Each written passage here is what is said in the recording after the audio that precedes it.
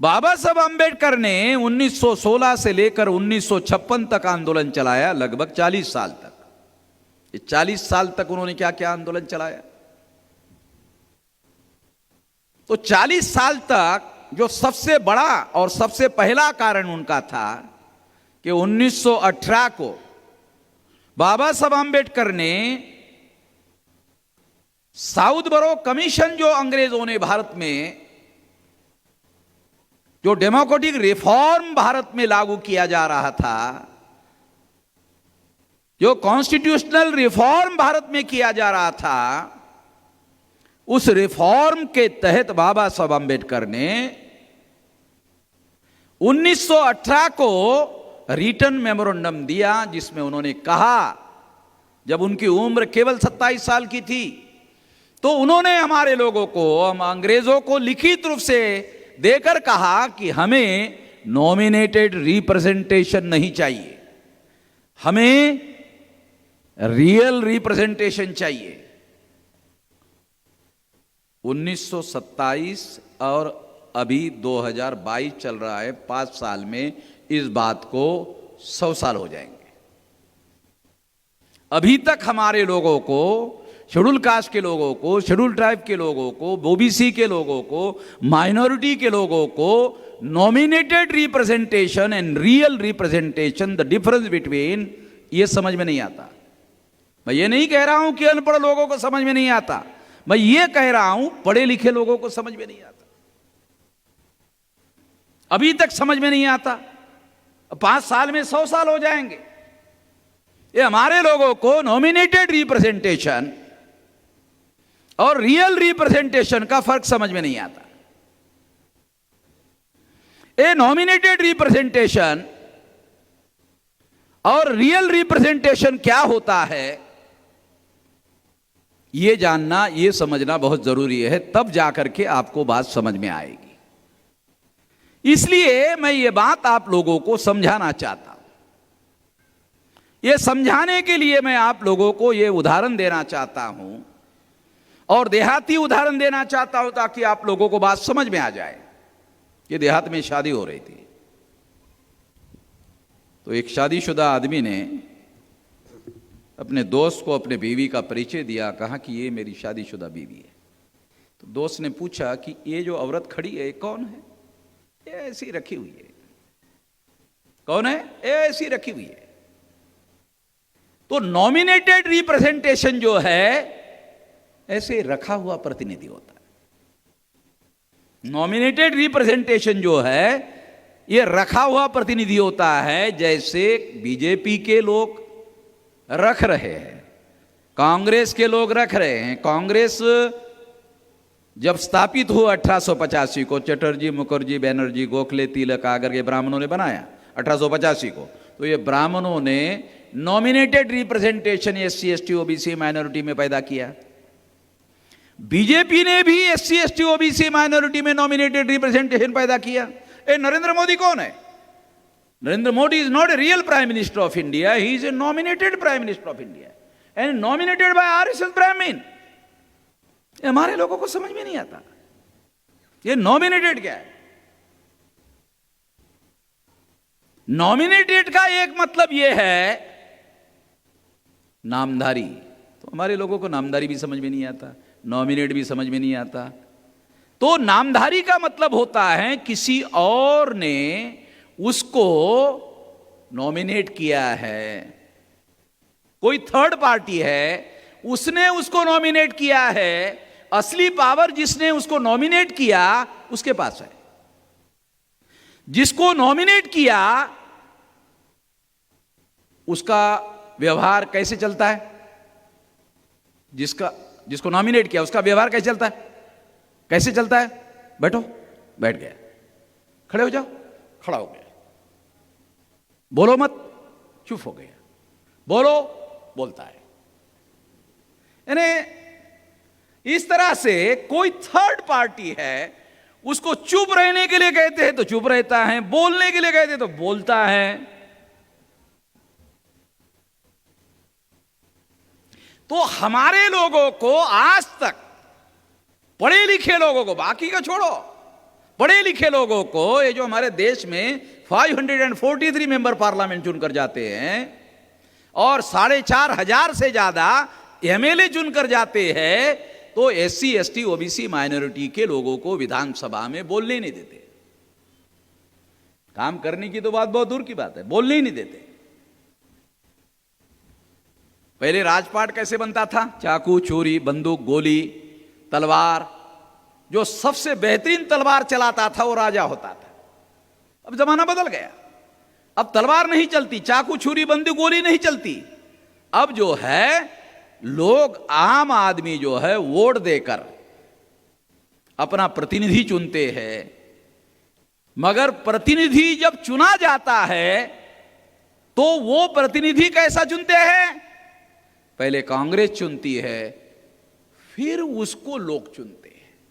पहले बीजेपी चुनती है, फिर उसके बाद लोग चुनते हैं। लोगों के पास तो विकल्प ही नहीं है। बीजेपी ने एक्स को चुना तो लोगों के सामने एक्स को ही चुनने का उपाय है। कांग्रेस ने एक्स आदमी को चुना, फिर उसको ही चुनते हैं। मैं देहाती आदमी हूं। देहात में जो किसान होता है, जब नया बैल जो होता है उसको बैल बनाने के पहले उसको खस्सी करते हैं। अब शहर के लोगों को मालूम नहीं, हम देहाती लोग हैं, हमारा देहाती अनुभव है, देहाती तजर्बा है। उसको खस्सी करते हैं, खस्सी करने के बाद बैल बनाते हैं। तो ये हमारे एमएलए एमपी खस्सी किए हुए एमएलए एमपी है। देखो कितना खुशी हो गया, समझ में आ गया। ठीक है, मेरे को अकेले को साला समझ में आता है, मेरी ये समस्या है। बाकी लोगों को समझ में ही नहीं आता। मेरे अकेले के समझने से क्या होने वाला है? जब लोगों को समझ में नहीं आता तो मुझे ऐसे बहुत सारे उदाहरण ढूंढ करके लोगों को बताना पड़ता है कि लोगों को समझ में आ जाना चाहिए, ताकि लोगों को समझ में आ जाए। क्योंकि विधानसभा में हम लोगों को, लोकसभा में हम लोगों को अपना प्रतिनिधित्व करने के लिए, अपना बोलने के लिए, हमारा दुख और दर्द संसद में बोलने के लिए भेजते हैं, वो बोलते नहीं है। बाबा साहब अंबेडकर का तजर्बा है, उन्होंने अपने अंग्रेजी में कहा, उन्होंने खुद देखा, संसद में खुद चुनकर गए, उन्होंने देखा। क्या देखा? जो देखा वो बोला। क्या बोला? They are opening their mouth only for joy. ते फक्त जांभई देण्यासाठी तोंड उघडतात, अन्यथा तोंडच उघडत नाहीत. आणि जांभई देण्यासाठी तोंड का उघडतात? ते नॅचरल कॉल आहे म्हणून उघडतात. आणि जर नॅचरल कॉल नसता तर त्याच्यासाठी सुद्धा तोंड उघडलं नसतं. असं तोंड बंद करूनच जांभई दिली असती. पण ते नॅचरल कॉल असल्यामुळे तोंड फाडूनच द्यावं लागते जांभई. ये बाबा साहब आंबेडकर का ये तजर्बा है कि पार्लियामेंट में मेंबर पार्लियामेंट एमएलए बोलते ही नहीं है, मुंह खोलते ही नहीं है, और जब खोलते हैं तो जमाई देने के लिए खोलते हैं, अन्यथा खोलते ही नहीं है. मैं एक किस्सा आपको बताता हूं. जस्टिस अकोदिया जयपुर के जस्टिस थे, जोधपुर जा रहे थे. तो वो एक ड्राइवर था, एक चतुर्वेदी नाम का ब्राह्मण राज्यसभा का कांग्रेस का मेंबर था, जस्टिस साहब थे, एक एमएलए शेड्यूल कास्ट का था. साथ में जा रहे थे. घंटा 2 घंटा गाड़ी चलने के बाद चतुर्वेदी जो ब्राह्मण था उसको टॉयलेट लग गया. तो उसने कहा, अरे गाड़ी रोको गाड़ी रोको गाड़ी रोको. रुका, केवल था मैं टॉयलेट से आता हूं. गया. 30 सेकंड हो गए, 60 सेकंड हो गए. तो गाड़ी के अंदर जो एमएलए बैठा था शेड्यूल कास्ट का, उसने जज साहब को कहा, जज साहब वो चतुर्वेदी जी टॉयलेट को गए हैं मगर पानी लेकर नहीं गए. तो जज साहब ने एमएलए को कहा, शेड्यूल कास्ट का, क्या कहा? गए होंगे, चतुर्वेदी जी का पिछवाड़ा है, धोना चाहते हैं, नहीं धोना चाहते, चतुर्वेदी जी का मामला है. वो चतुर्वेदी जी का पिछवाड़ा है. तुम एमएलए हो, ये तुम्हारा मामला है, ये कोई विधानसभा है टॉयलेट को जाना है? तुम चिंता कर रहे हो? चुप रहो।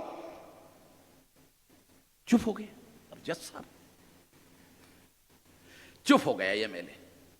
फिर 1 मिनट हो गया कि जज साहब मुझे रहा नहीं जा रहा है, क्योंकि चतुर्वेदी टॉयलेट को गए और पानी लेकर नहीं गए, मुझे रहा नहीं जा रहा है। तो जज साहब ने उसको कहा, तुम मेरे सहमति लेकर जाना चाहते हो? हैं? मेरे को भी शामिल करना चाहते हो? तुमको जाना है जाओ, ना जाना है मत जाओ, मगर मेरी सहमति लेकर मत जाना, मेरे को शामिल मत करना उसमें। ये मेरे ने बोतल उठाई। जज साहब ने कहा, अजमेर के अधिवेशन में बोल रहे थे, मैं बाजू में बैठा था, तो मैंने जज साहब को पूछा, जज साहब कि एमएलए साहब पानी की बोतल लेकर ही गए या चतुर्वेदी का पिछवाड़ा भी धोया? तो जज साहब ने कहा, झाड़ी के पीछे थे, मैं देख नहीं पाया, हो सकता है ऐसा हो गया हो। एमएलए हमारा जो शेड्यूल कास्ट का, शेड्यूल ट्राइब का ये जो एमएलए है, ये जो एमपी है 131 मेंबर पार्लियामेंट, जिसके समर्थन के बगैर 26 जनवरी 1950 को जो संविधान भारत में लागू हुआ और 1952 को लोकसभा का चुनाव हुआ, उस चुनाव में जवाहरलाल नेहरू ने 60% टिकटें 3.5% ब्राह्मणों को दी, 47% ब्राह्मण चुनवा कर लाए और भारत के प्रथम आजाद भारत के संसद पर ब्राह्मणों का जवाहरलाल नेहरू ने कब्जा करवाया। हम जवाहरलाल नेहरू को क्या कहते हैं? आधुनिक भारत का निर्माता। ब्राह्मणों को चुना और हम क्या कहते हैं? आधुनिक भारत। अरे सब ब्राह्मणों को टिकट दिया 60%, 3.5 को। आधुनिक भारत का निर्माता जवाहरलाल, महान समाजवादी, महान सेकुलर, और भी आगे बच्चों का चाचा। हम हमारे सगे चाचा को साला चाचा नहीं कहते, मगर नेहरू को बगैर चाचा के कहते नहीं, चाचा नेहरू। वो जो जवाहरलाल नेहरू है, उसने आजाद भारत पर ब्राह्मणों का कब्जा करवाया। उस जवाहरलाल नेहरू ने जो बात आप लोगों को मैं समझा रहा हूं, जब पहले संसद में सरकार बनाई तो 22.5% शेड्यूल कास्ट और शेड्यूल ट्राइब के एमपी थे। आज तक आजाद भारत में जितनी सरकारें सेंट्रल गवर्नमेंट में बनी, प्रधानमंत्री जितने बने, सारे के सारे प्रधानमंत्री शेड्यूल कास्ट और शेड्यूल ट्राइब के रिजर्व सीट के समर्थन के बगैर एक की भी सरकार नहीं बनी। उसके सपोर्ट के बगैर सरकार बन ही नहीं सकती। 131 मेंबर पार्लियामेंट अभी शेड्यूल कास्ट शेड्यूल ट्राइब के चुनकर जाते हैं, और नरेंद्र मोदी अभी प्रधानमंत्री है। भाजपा के 303 एमपी चुनकर आए, उसमें 76 एमपी शेड्यूल कास्ट और शेड्यूल ट्राइब के है। 303 में 76 माइनस करो, नरेंद्र मोदी की सरकार भरभरा कर गिर जाएगी, औंधे में मुंह गिर जाएगा नरेंद्र मोदी। मगर ये जॉइंट इलेक्टोरेट में चुनकर जाने वाले लोग ये अपनी बोली तक नहीं बोल सकते, ये सरकार का समर्थन कहां से विड्रॉ कर सकते? इनकी कहां औकात है? मगर मैं जो बात आप लोगों को समझा रहा हूं, आजाद भारत में आज तक कोई भी सेंट्रल गवर्नमेंट शेड्यूल कास्ट और शेड्यूल ट्राइब के समर्थन के बगैर नहीं बनी, चाहे कांग्रेस की हो चाहे बीजेपी की हो, क्योंकि उनके रिजर्व सीट पर 131 मेंबर पार्लियामेंट अभी चुनकर जाते हैं। मगर इनमें से किसी की कोई आवाज, कोई सुनवाई नहीं होती, कोई सुनता ही नहीं है। बाबा साहब अंबेडकर ने एक जगह कहा कि ये जो रिजर्व सीट पर पॉलिटिकल रिजर्वेशन के तहत चुनकर जाने वाले जो लोग हैं ये कुत्ते हैं। फिर आगे कहा, काटने वाले होते तो अच्छा होता, साले भोंकते भी नहीं है। क्या कहा? काटने वाले होते तो हमारे दुश्मन को काटते तो साले डर जाते। अरे ये कुत्ता काटने वाला है, कुत्ता है मगर काटने वाला है, तो डर जाते। अरे काटने वाला तो छोड़ो, भोंकने वाले भी नहीं है। ये काटने वाला छोड़ो, भोंकने वाले भी नहीं है। ये बाबा साहब अंबेडकर का वर्जन है। ये भोंकने का भी काम नहीं करते, तो दुश्मन हमारा डरेगा कैसे? तो इस तरह से बाबा साहब अंबेडकर का अपना इन रिजर्व सीट्स के बारे में तजर्बा है। तो 1918 को इसी बात को ध्यान में रखते हुए बाबा साहब अंबेडकर ने कहा था कि हमें नॉमिनेटेड रिप्रेजेंटेशन नहीं चाहिए, रियल रिप्रेजेंटेशन चाहिए। और रियल रिप्रेजेंटेशन होने से क्या होता? जो सही और सच्चा प्रतिनिधि चुनकर जाता तो संसद में लड़ाई लड़ता। इसलिए नॉमिनेटेड रिप्रेजेंटेशन दिया गया। साथियों, दूसरी बात और बताना चाहता हूं। बाबा साहब अंबेडकर ने दूसरी महत्वपूर्ण बात बताना चाहता हूं। 1916 से लेकर 1924 तक बाबा साहब अंबेडकर अकेले ही लड़ रहे थे, उनके पास कोई संगठन नहीं था। 1924 को बाबा साहब अंबेडकर ने बहिष्कृत हितकारिणी सभा नाम का संगठन बनाया, डिप्रेस क्लास इंस्टीट्यूट, अंग्रेजी में और मराठी में बहिष्कृत हितकारिणी सभा। उसके माध्यम से जो जागरण उन्होंने किया, तो 1919 का जो एक्ट बना, 1919 का जो एक्ट बना, उसके तहत बाबा साहब अंबेडकर ने जो रियल रिप्रेजेंटेशन का अधिकार मांगा था, अंग्रेजों ने नहीं दिया। अंग्रेजों के गवर्नर ने बाबा साहब अंबेडकर, क्योंकि बॉम्बे प्रोविंस जो था सारा गुजरात उसमें शामिल था, तो डॉक्टर सोलंकी और बाबा साहब अंबेडकर को बॉम्बे प्रोविंस में नॉमिनेटेड रिप्रेजेंटेशन बनाया गया। तो वहां एक कानून राव साहेब बोले, ये जो कोकन का जो भंडारी समाज है, भंडारी समाज के जाति के राव साहेब बोले थे, इधर भंडारी कोकन में ज्यादा संख्या में, तो राव साहेब बोले थे, उन्होंने कानून पास किया था बॉम्बे प्रोविंस में कि सारी सार्वजनिक स्थलों पर अछूतों को पानी पीने का अधिकार होगा। मगर किसी अछूतों में यह हिम्मत नहीं थी कि वो सार्वजनिक स्थल पर जाकर पानी अपने लेवल पर पी सके, इतनी औकात नहीं थी उनके अंदर। तो इसलिए बाबा साहब अंबेडकर ने यह निर्णय किया कि मैं अपने नेतृत्व में पानी पीकर दिखाऊंगा। तो बाबा साहब अंबेडकर ने चौदार तालाब पर जाकर पानी पीने का सत्याग्रह शुरू किया। इसलिए नहीं किया था कि बॉम्बे में उनके घर में उनको पीने के लिए पानी नहीं मिलता था, मिलता था, अच्छा मिलता था, मगर यह उसके पीछे बैकग्राउंड था। और फिर वो चौदार तालाब के सत्याग्रह में गए, तो ब्राह्मणों ने क्या किया, वो हाई कोर्ट में केस दायर कर दिया कि ये पब्लिक प्लेस नहीं है, ये प्राइवेट है, ये तालाब जो है प्राइवेट मलकियत का है, इसलिए ये कानून तालाब पर लागू नहीं होता। मामला हाई कोर्ट गया। अंग्रेजों ने बाबा साहब अंबेडकर को कहा कि आप तो बैरिस्टर पढ़े हैं, आपको तो कानून की जानकारी है, जब तक हाई कोर्ट फैसला नहीं देता तब तक आप सत्याग्रह नहीं कर सकते या पानी नहीं पी सकते। तो बाबा साहब अंबेडकर कानून की लड़ाई लड़ते रहे और बॉम्बे हाई कोर्ट से केस जीता। मगर वो सत्याग्रह जब ब्राह्मणों ने दांवपेच से डाइवर्ट करने की कोशिश की, तो बाबा साहब अंबेडकर नासिक गए।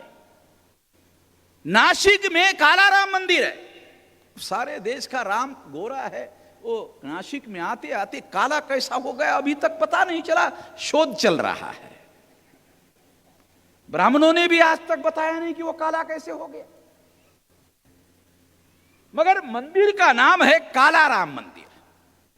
सारे देश भर में गोरा राम है, मगर नासिक में काला राम है।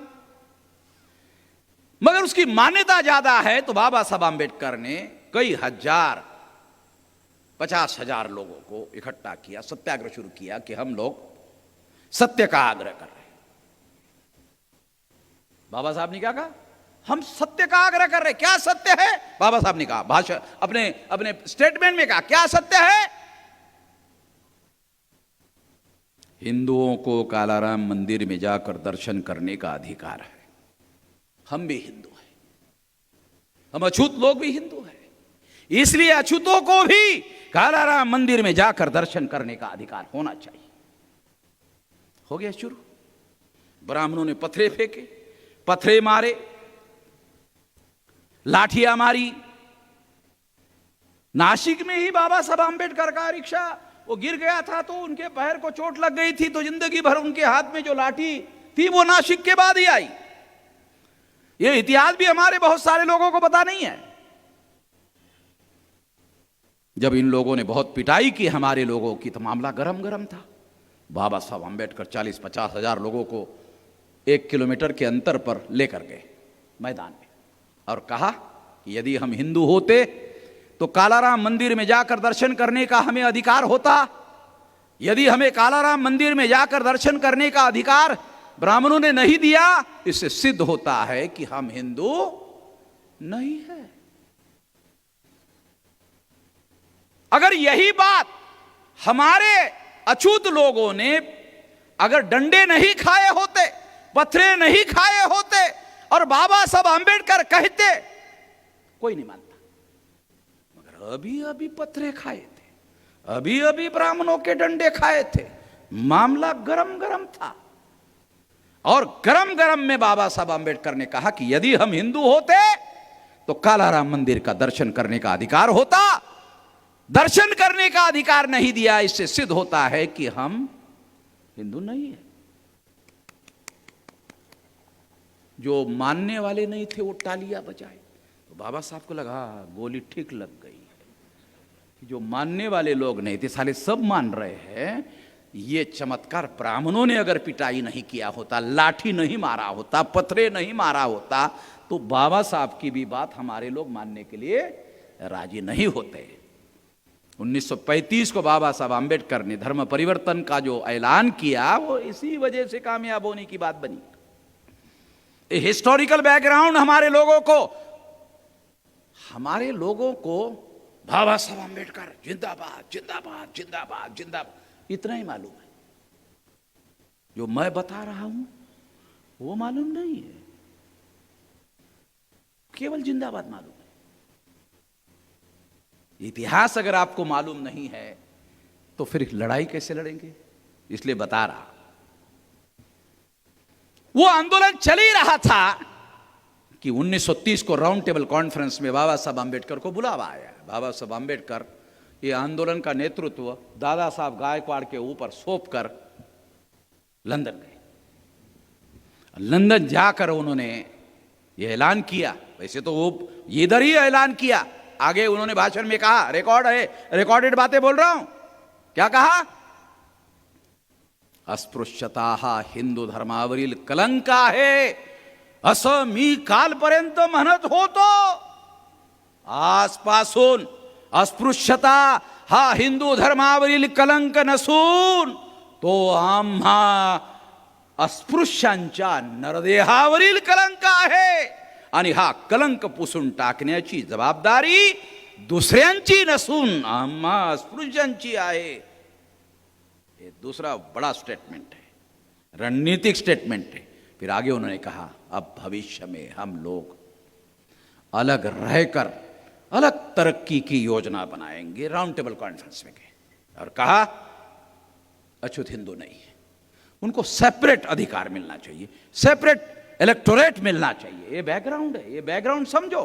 ये सेपरेट इलेक्टोरेट का जो बैकग्राउंड है, चौदार तालाब का सत्याग्रह, कालाराम मंदिर का सत्याग्रह, ये सारा का सारा बैकग्राउंड है जिसके आधार पर बाबा साहब आंबेडकर ने सेपरेट इलेक्टोरेट की मांग की। गांधी जी वहां उपस्थित थे। गांधी जी ने सेपरेट इलेक्टोरेट का विरोध किया। बाबा साहब आंबेडकर ने गांधी जी को कहा, गांधी जी हमारी संख्या के अनुपात में देश में रिप्रेजेंटेशन हमें मिलना चाहिए कि नहीं मिलना चाहिए? गांधी हाँ मिलना चाहिए, हम मानते मिलना चाहिए। ये प्रतिनिधित्व सही और सच्चा होना चाहिए या नहीं होना चाहिए? तो गांधी ने कहा कि इस पर मैं बाद में बात करूंगा। गांधी जी इससे सहमत नहीं थे कि अछूतों के सही और सच्चे प्रतिनिधि होने चाहिए, इसके लिए गांधी जी सहमत नहीं थे। मगर अंग्रेजों ने बाबा साहब अंबेडकर की बात को स्वीकार किया। 17 अगस्त 1932 को सेपरेट इलेक्टेड मंजूर किया। सेपरेट इलेक्टेड का क्या मतलब है? सेपरेट इलेक्टेड का मतलब, बहुत सारे पढ़े लिखे लोग कहते सेपरेट नेशन, गलत। सेपरेट इलेक्टेड का मतलब है with in the territory of India. ये बहुत सारे लोगों को समझ भी नहीं आता, इसलिए बता रहा हूं। With in the territory of India, भारतीय सीमाओं के अधीन जो चुनाव क्षेत्र होगा, उस चुनाव में केवल अछूत चुनाव लड़ेगा और अछूत ही वोटर होंगे। गैर अछूतों को वहां चुनाव लड़ने का भी अधिकार नहीं होगा, वोट डालने का भी अधिकार नहीं होगा। इसलिए जो सबसे ज्यादा लड़ाकू अछूत होते वही चुनकर जाते। ये खतरा गांधी जी को लगा कि ऐसे अछूत अगर चुनकर गए, तो गांधी ने बयान दिया, पहले ही सेपरेट इलेक्टेड में मुसलमान चुनकर जाते, अगर सेपरेट इलेक्टेड में अछूत चुनकर गए तो विधानसभा में मुसलमान और अछूत इकट्ठा हो जाएंगे। तो गांधी जी का बयान मेरे पास रिकॉर्ड में है। क्या है? मुसलमान गुंडे, यानी प्रतिनिधित्व को गांधी जी ने शब्द प्रयोग किया, मुसलमान गुंडे और अछूत गुंडे, यानी जो हमारे इलेक्टेड रिप्रेजेंटेटिव है उसके लिए गांधी जी ने गुंडे शब्द इस्तेमाल किया। मुसलमान गुंडे और अछूत गुंडे विधानसभा में इकट्ठा हो जाएंगे और हमारी सरकार चलने नहीं देंगे। ऐसा किसको कहा? सरदार पटेल को कहा। सरदार पटेल को क्यों कहा? गांधी जी उपवास को बैठे थे, मरणासन्न अवस्था में थे। सरदार पटेल मिलने के लिए आए और गांधी जी को कहा, गांधी जी आपका जीवन बहुत महत्वपूर्ण है, आप मर जाओगे। अंबेडकर कहता है देने दो, जाने दो, तुम्हारा बचना जरूरी है। तो गांधी जी का पीए था, उसको कहा, अरे ये सरदार पटेल का दिमाग खराब हो गया, थोड़ा ठीक करता हूं, जरा ये जो पीलो है ना, वो पीठ पीछे जरा खड़ी करो और मुझे उठा कर बिठाओ। गांधी जी को टेका लगाकर बिठाया गया। फिर गांधी जी ने सरदार पटेल को कहा, सरदार, मुसलमान गुंडे, उनको पहले ही सेपरेट इलेक्टेड लागू है, यदि अछूतों को भी सेपरेट इलेक्टेड लागू हो गया तो मुसलमान और अछूत रिप्रेजेंटेटिव ये विधानसभा में और संसद में इकट्ठा हो जाएंगे और हम सवर्ण ब्राह्मणों की सरकार विधानसभा में चलने नहीं देंगे। सरदार, तुम्हारे समझ में नहीं आ रहा है मैं क्या कह रहा हूं। गांधी जी ने उपवास नहीं छोड़ा, आमरण अनशन, और इस वजह से 24 सितंबर 1932 को पुणे पैक्ट हुआ और गांधी जी जबरदस्ती से हमारे लोगों पर पुणे पैक्ट थोपने में कामयाब हो गए, जॉइंट इलेक्टेड थोपने में कामयाब हो गए। इस जॉइंट इलेक्टेड की वजह से 131 मेंबर पार्लियामेंट, बाबा साहब अंबेडकर के शब्दों में, दलाल और भड़ुए चुनकर जाते हैं।